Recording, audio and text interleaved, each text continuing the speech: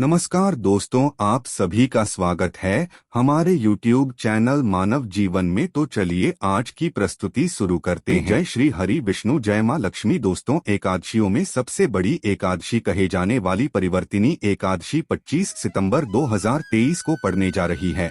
और यदि आप भी आपके घर की सुख शांति, संतान की कमी और धन की कमी या कर्ज से परेशान हैं, या आपका भाग्य आपका साथ नहीं दे रहा है, तो दोस्तों परिवर्तिनी एकादशी का दिन आपके लिए बेहद महत्वपूर्ण और खास होने जा रहा है, क्योंकि इस दिन राजयोग, अमृत सिद्धि योग और साथ ही धनलक्ष्मी जैसे कई बड़े योग बन रहे हैं। और इस दिन भगवान श्री हरि विष्णु सब पर अपनी कृपा बरसाने वाले हैं। इसलिए दोस्तों, अगर आप भी भगवान विष्णु और महालक्ष्मी जी से इस दिन जो भी सच्चे दिल से मांगेंगे, वो मनोकामना आपकी जरूर पूरी होगी। और दोस्तों, अगर आप इस दिन केले के पेड़ से जुड़े इस चमत्कारी और 100% सटीक और असरदार उपाय को कर लेते हैं, तो आप देखेंगे कि कुछ ही दिनों में आपकी सभी समस्याओं का हल संपूर्ण रूप से हो जाएगा। दोस्तों, एक साल में करीब 24 एकादशी पड़ती है और 25 सितंबर को पड़ने वाली एकादशी सभी एकादशियों में सबसे बड़ी मानी जाती है। और इस एकादशी पर आपको केले के पेड़ से जुड़ा ये उपाय जरूर करना चाहिए, जो कि आपकी किस्मत बदल देगा और आपको बना देगा मालामाल और धनवान। साथ ही इसे एकमात्र उपाय से आपके सभी दुखों का नाश हो जाएगा। इसलिए दोस्तों को आखिर तक जरूर देखें। और दोस्तों, अगर आप भी अपने जीवन में भगवान श्री हरि विष्णु की कृपा पाना चाहते हैं, तो इस वीडियो को लाइक करें कि कमेंट में जय श्री हरि विष्णु, जय मां लक्ष्मी लिखना ना भूलें। दोस्तों, हिंदू धर्म में सभी एकादशी तिथि भगवान विष्णु को समर्पित है। उनमें से कुछ एकादशी तो विशेष मानी गई है, जैसे भाद्रपद महीने के शुक्ल पक्ष की एकादशी तिथि, इसे परिवर्तनी एकादशी कहते हैं। साथ ही इसे जलझूलनी एकादशी भी कहते हैं। इस दिन भगवान विष्णु के वामन अवतार की पूजा करने से बहुत लाभ होता है। श्रीहरि अपने भक्तों की सारी मनोकामनाएं पूरी कर देते हैं। इस साल परिवर्तिनी एकादशी पर रवि योग और सर्वार्थ सिद्धि योग भी बन रहे हैं, जिससे स्थिति का महत्व और भी बढ़ गया है। दोस्तों, पंचांग के अनुसार भाद्रपद मास के शुक्ल पक्ष की परिवर्तनी एकादशी तिथि 25 सितंबर की सुबह 4:36 पर प्रारंभ होगी और 26 सितंबर की सुबह 5:12 पर समाप्त होगी। उद्या तिथि के अनुसार परिवर्तनी एकादशी का व्रत 25 सितंबर को रखा जाएगा। दोस्तों, पौराणिक कथाओं के अनुसार भाद्रपद शुक्ल एकादशी के दिन श्रीहरि विष्णु क्षीरसागर में करवट लेते हैं। दरअसल चातुर्मास के 4 महीनों में भगवान विष्णु योग निद्रा में लीन रहते हैं और परिवर्तिनी एकादशी के दिन भगवान करवट लेते हैं। परिवर्तिनी एकादशी तिथि के दिन भगवान के वामन रूप की पूजा की जाती है। मान्यता यह भी है कि इस दिन माता यशोदा जी ने जान्हा जी के जन्म के बाद जलाशय में जाकर उनके कपड़े धोए थे, इसलिए इसे जलझूलनी एकादशी भी कहते हैं। दोस्तों, यदि परिवर्तिनी एकादशी के दिन मौन रहकर भगवान विष्णु की पूजा की जाती है, तो इससे विष्णु जी के साथ साथ माता लक्ष्मी भी प्रसन्न होती है और अपार धन देती है। तो आइए दोस्तों से बात करते हैं परिवर्तिनी एकादशी के दिन केले के पेड़ से जुड़े उपायों के बारे में, जो आपकी किस्मत चमका देंगे। दोस्तों, केले के पौधे की पूजा से बृहस्पति देव प्रसन्न होते हैं। तो अगर आप एकादशी के दिन केले के पौधे की जड़ में चंदन की कुछ ढालियां डाल दें, जैसे चंदन के वृक्ष की डलिया यानी चंदन की छोटी छोटी लकड़ी जो होती है, उसका भी प्रयोग कर सकते हैं। आप 9 डलियां लेकर अगर पीले धागे में बांधकर केले के पौधे में अर्पित करते हैं, वह धागे आपको तने में बांध देने होते हैं। इससे आपके जीवन में धन का आगमन होता है, व्यापार में वृद्धि होती है, आपकी आय में वृद्धि होती है। अगर आप ये उपाय करते हैं तो धन का आगमन आपके जीवन में बना रहता है। तो यह गुरुवार के दिन करना है। सुबह के समय पहले आप स्नान इत्यादि करने के बाद जल अर्पित कर दीजिए और उसके बाद 9 छोटी छोटी डलियां जो चंदन की लकड़ी की हो तो बहुत अच्छी बात है। अगर आपके पास चंदन की डली उपलब्ध ना हो, तो आप गोपी चंदन भी 9 टुकड़े 9 धागों में बांधकर टांग सकते हैं। यह आपके मन की सभी कामनाएं पूर्ण कर देता है। दोस्तों, एकादशी के दिन केले की जड़ में पानी के साथ अगर हल्दी चढ़ाई जाए, जैसे थोड़ा सा जल लीजिए और उसमें थोड़ी सी हल्दी डालिए, और ये अगर आप जड़ में अर्पित करते हैं ओम ब्रीं बृहस्पतिये नमः इस मंत्र के जप के साथ, तो आपका भाग्य तेज होता है। और अगर आपका भाग्य साथ नहीं देता है, आपको नौकरी मिलने में कोई बाधा आ रही है या आपके व्यापार में तरक्की रुकी हुई है, तो आपको केले के पौधे में हल्दी वाला जल जरूर अर्पित करना चाहिए। एकादशी के दिन अगर आप ऐसा करते हैं तो बहुत ही शीघ्र आपके जीवन में परिवर्तन होता है। दोस्तों, जो लोग अपनी जिंदगी में बहुत अधिक परेशान हैं, आपका कोई भी काम नहीं बन रहा है और आप हर तरफ से परेशान हैं, घर में भी आपकी परेशानी है, आप बाहर जहां काम करते हैं वहां भी आपको बहुत अधिक दिक्कतें आ रही है, तो आपको चाहिए कि एकादशी के दिन केले के पेड़ की जड़ में थोड़ा सा गुड़, भीगी हुई चने की दाल डालकर अर्पित कीजिए। तो जल के पात्र में आपको थोड़ा सा गुड़ डाल देना है और उसमें ही थोड़ी सी भीगी हुई चने की दाल डालकर बृहस्पति देव को यानी कि केले के पौधे में आपको अर्पित करना है। या आप कुछ बृहस्पतिवार ही करेंगे। बृहस्पति भगवान की कृपा आप पर होगी और आपके जीवन में जो भी काम आपके नहीं पूरे हो रहे थे, बस सभी काम पूरे होने लग जाते हैं। अगर आप किसी नए काम की शुरुआत करने जा रहे हैं, कोई नया व्यापार शुरू करने जा रहे हैं, शिक्षा शुरू करने जा रहे हैं, या फिर आप कोई भी ऐसा काम करना चाहते जिससे आप चाहते हैं कि कोई रुकावट ना आए, बहुत ही शीघ्र पूर्ण हो जाए, तो आपको चाहिए कि एकादशी के दिन केले के पेड़ में जल के साथ थोड़ी सी चीनी मिलाकर अर्पित कीजिए। तो पात्र में ही आपको चीनी डाल देनी है और भगवान बृहस्पति देव का मंत्र बोलते हुए वह आपको अर्पित करनी है। या फिर ओम नमो भगवते वासुदेवाय नमः इस मंत्र के जाप के साथ भी आप यह जल अर्पित कर सकते हैं। यदि आपकी जिंदगी में बहुत अधिक मुश्किलें हैं, मतलब आप समस्याओं से घिरे हुए हैं, कर्ज से घिरे हुए हैं, मांगलिक कार्य आपके घर में रुके हुए हो, किसी भी प्रकार का शुभ कार्य आपके जीवन में नहीं हो रहा है,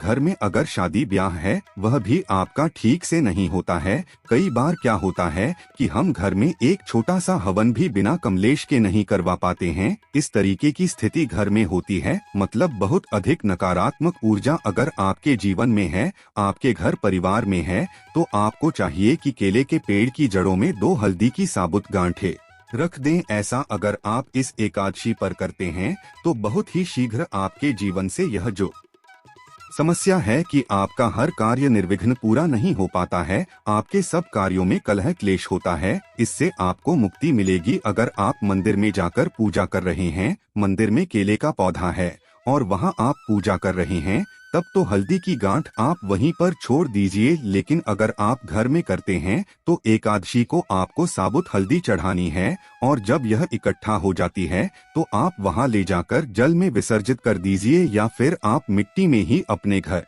में जो गमले हैं उसमें इस हल्दी की गांठ को दबा सकते हैं। दोस्तों, अगर आप धन के अभाव में परेशान हैं या आप बहुत अधिक अमीर बनना चाहते, धन किसको नहीं चाहिए, धन तो सबको चाहिए। आप कितने भी धनवान हो फिर भी ऐसा लगता है कि धन की अभी और भी कमी है। अगर आप धनवान बनना चाहते हैं तो एकादशी के दिन केले की जड़ में 1 रुपए का सिक्का आपको दबा देना है। उसी के अंदर जो पौधे का गमला है उसके अंदर ही आपको 1 रुपए का सिक्का डाल देना है। ऐसा करने से माँ लक्ष्मी प्रसन्न हो जाती है और श्रीहरि विष्णु का स्वरूप ही माना जाता है केले के पौधे को। तो ये उपाय अगर आप अपने घर में करते हैं तो बहुत अच्छा होगा। या फिर जहाँ भी, जैसे अगर हम मंदिर में भी जाकर करते हैं तो 1 रुपए का सिक्का या 5 या 10 रुपए का जो भी आपके पास सिक्के के स्वरूप में जो पैसे होते हैं वही आपको मिट्टी में दबाने हैं। तो ध्यान यही रखना है कि कोई आपको उस मिट्टी में सिक्का डालते हुए देखे नहीं, क्योंकि कई बार क्या होता है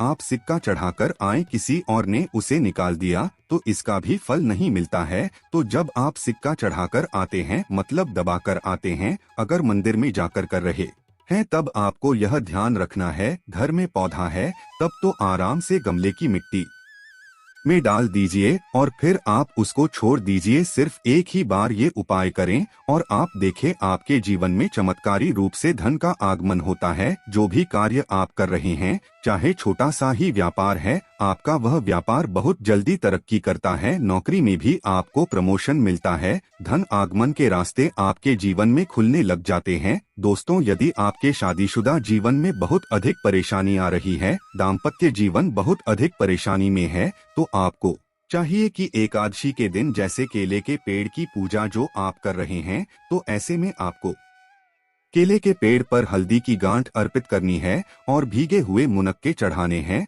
और जल्द तो आप चढ़ा ही रहे हैं, हल्दी चढ़ा रहे हैं, उसके साथ ही आपको 2 गांठ साबुत हल्दी की ढाल देनी है और जो भीगे हुए मुनक्के होते हैं वह भी चढ़ाने चाहिए। ऐसा करने से आपके जीवन में जो दाम्पत्य जीवन में परेशानी आ रही है वह दूर होती है और आपके दाम्पत्य जीवन में मधुरता आनी शुरू हो जाती है। पति पत्नी के रिश्ते मधुर होने लग जाते हैं। ऐसा आप एकादशी को करेंगे तो बहुत ही शीघ्र चमत्कारी लाभ होगा। दोस्तों, आपकी शादी में अधिक परेशानी आ रही है या फिर आपको संतान प्राप्ति में बहुत बाधाएं आ रही है तो आपको क्या करना चाहिए? एकादशी के दिन केले की आप पूजा कीजिए, हल्दी डालकर जल अर्पित कीजिए और उसके बाद आपको क्या करना है, थोड़ा सा पीला कपड़ा आपको केले के पौधे पर डालना है, अर्पित करना है, पीला कपड़ा चढ़ा देना है और इसके बाद आपको केले की परिक्रमा करनी है। आपको केले के पौधे की 7 परिक्रमा करनी है। मन में आपके जो भी कामना है, चाहे आप विवाह की कामना रखते हैं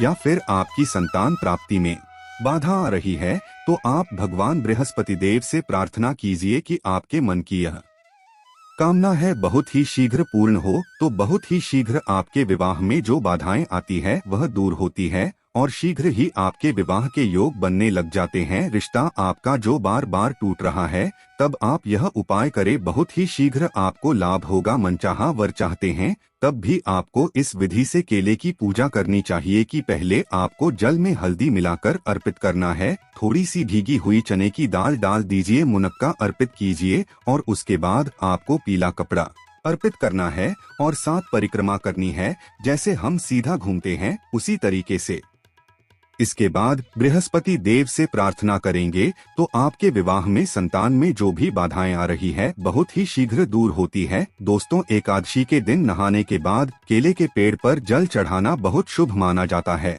और अगर आप हल्दी मिला हुआ जल अर्पित करते हैं तो इससे आपके सभी कार्यों में सफलता मिलती है, आपके सभी शुभ कार्य बनने लग जाते हैं। घर में अगर किसी भी प्रकार की धन की समस्या है, धन रुका हुआ है, धन का आगमन नहीं हो रहा है, आपके जीवन में सुख समृद्धि नहीं है, तो आपको क्या करना चाहिए? एकादशी के दिन केले के पेड़ पर चंदन की माला अर्पित करनी चाहिए। चंदन की माला मार्केट में आसानी से मिल जाती है, जो पूजा की दुकान होती है वहां से लीजिए और उस माला को आप केले के पौधे पर टांग दीजिए और थोड़ी सी हल्दी पौधे की जड़ में अर्पित कीजिए। जल्दी कीजिए, उसके बाद आपको थोड़ी सी हल्दी पाउडर अर्पित करनी है। इससे आपके जीवन की सभी परेशानियां दूर होंगी। आप जिस भी परेशानी से ग्रस्त हैं, अगर सिर्फ आप चंदन की माला उस केले के पौधे पर डाल देते हैं और हल्दी अर्पित करते हैं, जल अर्पित करते हैं, 7 बार परिक्रमा करते हैं, तो इससे आपके जीवन की सभी परेशानियां दूर होंगी, सुख समृद्धि का आगमन होगा। मन में कोई विशेष कामना है, जैसे धन संतान के लिए प्रार्थना करना चाहते हैं, तो उस समय जब आप चंदन की माला अर्पित कर रहे हैं, आप भगवान से प्रार्थना कीजिए, बहुत ही शीघ्र आपकी कामना पूर्ण होती है।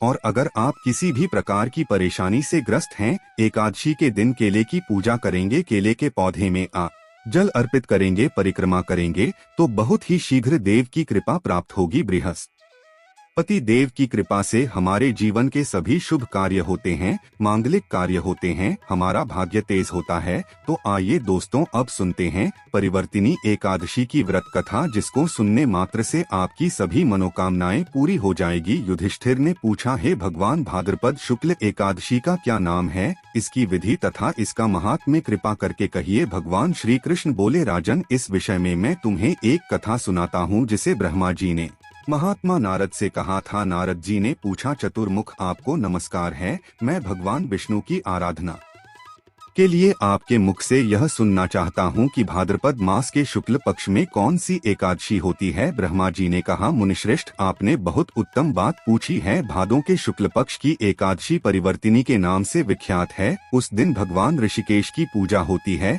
इसका यज्ञ करने से वाजपेय यज्ञ का फल मिलता है। पापियों के पाप नाश करने के लिए इससे बढ़कर कोई उपाय नहीं। जो कमलनयन भगवान का कमल से पूजन करते हैं वे अवश्य भगवान के समीप जाते हैं। जिसने यह व्रत और पूजन किया उसने ब्रह्मा विष्णु सहित तीनों लोगों का पूजन किया था। हरिवासर अर्थात एकादशी का व्रत अवश्य करना चाहिए। आत्म मोक्ष की इच्छा करने वाले मनुष्य इस व्रत को अवश्य करें। इस दिन भगवान करवट लेते हैं, इसीलिए इसको परिवर्तिनी एकादशी भी कहते हैं। ब्रह्मा जी ने कहा, मुनिश्रेष्ठ, सूर्यवंश में मांधाता नामक एक चक्रवर्ती सत्य प्रतिज्ञ और राजर्षि हो गए। वे अपने औरत पुत्रों की भांति धर्म पूर्वक प्रजा का पालन किया करते थे। उनके राज्य में अकाल नहीं पड़ता था, मानसिक चिंताएं नहीं सताती थी, व्याधियों का प्रकोप भी नहीं होता था। उनकी प्रजा निर्भय तथा धन धान्य से समृद्ध थी। महाराज के कोष में केवल न्याय उपार्जित धन का ही संग्रह था। उनके राज्य में समस्त वर्णनों और आश्रमों के लोग अपने अपने धर्म में लगे रहते थे। मांधाता के राज्य भूमि कामधेनु के समान फल देने वाली थी। उनके राज्य काल में प्रजा को बहुत सुख प्राप्त होता था। एक समय किसी कर्म का फल भोग प्राप्त होने पर राजा के राज्य में 3 वर्षों तक वर्षा नहीं हुई। इससे उनकी प्रजा भूख से पीड़ित हो नष्ट होने लगी। तब संपूर्ण प्रजा ने महाराज के पास आकर कहा, निरपत श्रेष्ठ, इस समय अन्न के बिना प्रजा का नाश हो रहा है। अतः ऐसा कोई उपाय कीजिए जिससे हमारे योग का निर्वाह हो। राजा ने कहा, आप लोगों का कथन सत्य है, किंतु जब मैं बुद्धि से विचार करता हूँ तो मुझे अपना किया हुआ कोई अपराध नहीं दिखाई देता। फिर भी मैं प्रजा का हित करने के लिए पूर्ण प्रयत्न करूँगा। ऐसा निश्चय करके राजा अपने मंत्रियों को साथ ले विधाता को प्रणाम करके सघन वन की ओर चलती है। वहाँ पर घूमते घूमते एक दिन उन्हें ब्रह्मपुत्र अंगिरा राशि के दर्शन हुए। उन पर दृष्टि पड़ते ही राजा अपने वाहन से उतर पड़े और दोनों हाथ जोड़कर मुनि के चरणों में प्रणाम किया। राजा मुनि के समीप बैठे तो मुनि ने राजा से आगमन का कारण पूछा। राजा ने कहा, भगवान, मैं धर्मानुकूल प्रणाली से पृथ्वी का पालन कर रहा था, फिर भी मेरे राज्य में वर्षा का अभाव हो गया। इसका क्या कारण है? इस बात को मैं नहीं जानता। रस्सी बोले, राजन, इस युग में केवल ब्राह्मण ही तपस्वी होते हैं, दूसरे लोग नहीं। किंतु आपके राज्य में एक शूद्र तपस्या करता है, इसी कारण मेघ पानी नहीं बरसाते। तुम इसके प्रतिकार का यत्न करो जिससे ये अनावृष्टि का दोष शांत हो जाए। राजा ने कहा, मुनिवर, एक तो वह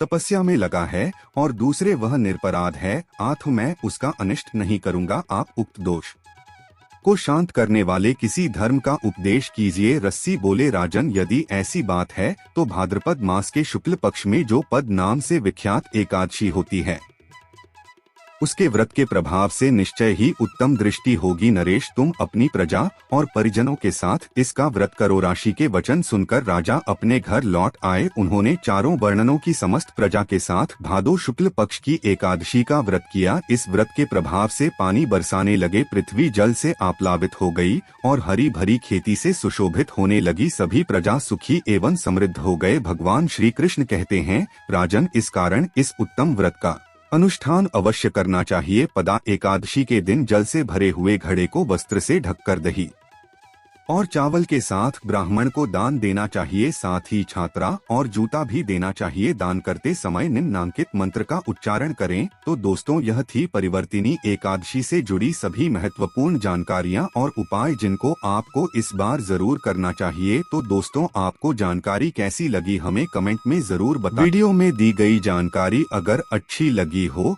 तो प्लीज हमारे चैनल मानव जीवन को सब्सक्राइब करे, लाइक करे। धन्यवाद।